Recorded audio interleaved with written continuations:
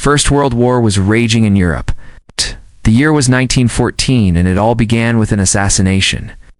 On June, Archduke Franz Ferdinand, heir to the Austro-Hungarian Empire, was assassinated by a Serbian nationalist in Sarajevo. Why did they do this? Keep watching to find out.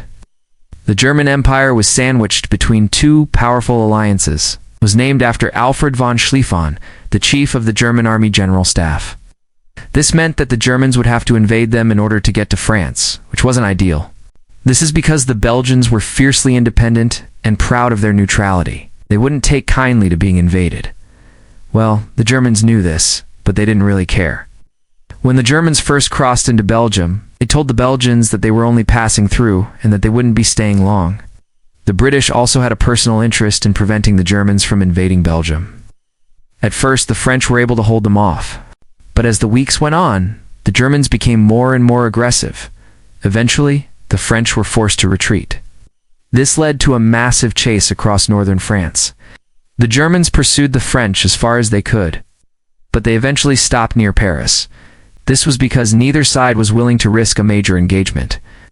The Germans were still confident that they could beat the British, but they didn't want to waste valuable time and resources doing it. The British, on the other hand, were happy to sit back and let the Germans exhaust themselves. If you did, please leave a like. Thank you for watching. This led to a stalemate that would last until April 1915. At this point, the Germans would launch a major offensive in the north, which would result in the Battle of Ypres. This battle would be one of the most brutal of the war, resulting in over 200,000 casualties. The British would eventually be successful in defending Ypres, but at a great cost. Here the Germans set up a defensive line and prepared to face whatever the French could throw at them. Neither side was able to make any significant gains, and the casualties were simply too high. This led to the start of trench warfare on the Western Front. Trenches were a type of defensive position that was dug into the ground. They were designed to protect soldiers from enemy fire while they were resting or moving around. The soldiers would spend most of their time in the trenches, only coming out to fight or resupply. Trench warfare became a common feature of the Western Front, and it would continue until the end of the war. This was because the Germans had threatened to invade the British colony of Belgium. If the British interfered, the Germans were planning to attack France, and Belgium was in the way. The Germans knew that they couldn't just ignore the Belgians, so they decided to invade them. This led to a political crisis, because Belgium was a neutral country. But the Germans didn't care. They were willing to risk starting a war with the British just to get to France. Thankfully, the Germans were unsuccessful in their plan. The Belgians were able to hold them off long enough for the British to arrive. This led to the start of the Battle of the Frontiers, which ended with the German retreat to the River Marne. They had knocked France out of the war. But there was still one problem. The British hadn't joined the fight yet. The Germans had hoped that the British would stay out of the conflict, but they were wrong. On August, the British Expeditionary Force arrived in France. This was a force of 70,000 men. It was the first time that the British had sent troops to fight on the continent since the Napoleonic Wars. The Germans were shocked. They had expected the British to stay out of the conflict, but here they were. This was a very serious threat, because Belgium was a vital part of the British Empire. It was home to many important industries, including steel, coal, and textiles. But it was also home to the royal family of Britain. If the Germans had invaded Belgium, then they would have captured the royal family and used them as hostages. This would have given the Germans a very strong bargaining chip against the British, but thankfully this never happened. The Germans never invaded Belgium because they knew that it would provoke the British into declaring war. Once they entered the country, they realized that they needed more supplies and reinforcements. They also realized that the Belgians weren't going to put up much of a fight, so they decided to just stay in the country. He came up with this plan to address the conundrum that the Germans faced. They were caught between two powerful alliances. These were fought between the German and British armies from August to September. At first, the Germans were able to hold off the British. But as time went on, the British became more and more aggressive. Eventually, the Germans were forced to retreat. This led to a race across northern France. The British pursued the Germans as far as they could, but they eventually stopped near Paris. Here, the Germans set up a defensive line and prepared to face whatever the British could throw at them. They even went so far as to burn down some of the Belgian villages. The country of Luxembourg was also neutral, but it was too small to supply the German army. This meant that the Germans had only one option left. They could either go through Belgium or go around it. But this would add many extra miles to their journey, which would waste valuable time. As it was, the Schlieffen Plan was already behind schedule, so there was no way that they could afford to go around Belgium. Why did they do this? Well, it's simple. The Germans thought that the Belgians deserved it. If the Germans were seen invading a neutral country, then other countries would be outraged. They would be seen as a dangerous aggressor, who would stop at nothing to achieve their goals. This was exactly what happened. The Belgians put up a brave fight, but they were hopelessly outnumbered. Within a few days, the Germans had taken control of the country, and on August, the British government declared war on Germany.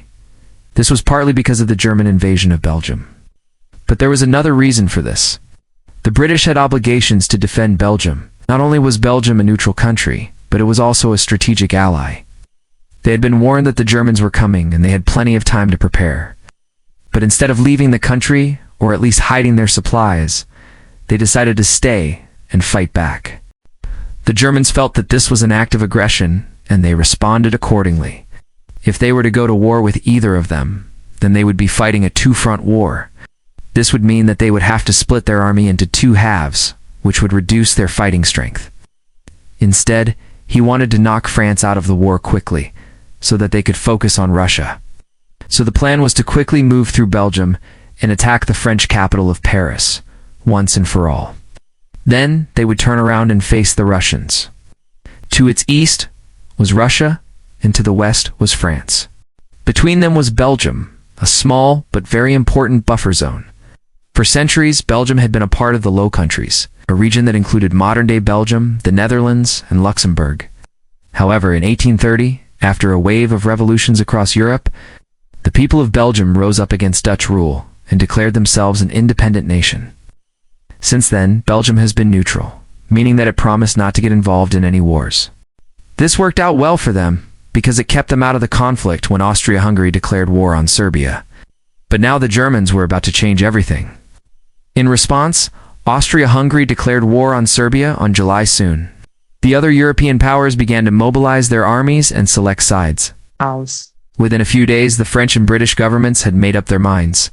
They would support Serbia and resist any further aggression by Austria-Hungary. But there was one problem. The German Empire was allied with Austria-Hungary, and they were preparing to jump to their allies' defense. This meant that the British and French had only a few days to prepare for war, which didn't seem like a big deal at the time. After all, this would be a short conflict, and they would easily win.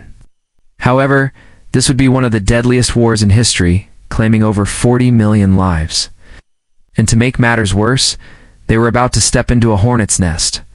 On August 4th, 1914, the Germans would invade a neutral country, Belgium. Prior to the war, the Germans had come up with a strategy called the Schlieffen Plan. However, there was a problem. Belgium was a neutral country.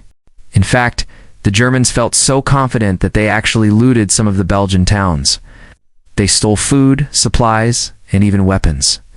However, there was another reason why the Germans invaded Belgium. They simply had no other choice. This led to a serious political crisis. The British had been working closely with the Belgians since the 1830s to help them build up their army and defenses. What followed was the Battle of the Frontiers. The Germans attacked the French along the border between the two countries. At this point, the Germans had achieved their goal. This led to a series of battles that would become known as the Battles of the Frontiers. From August to November 1914, the Western Front was relatively quiet. The Battle of Ypres showed the British and German leaders that they needed to rethink their strategies. So why did the Germans invade Belgium during World War I? Well, it's simple. They had to. I hope you enjoyed learning about this event in history.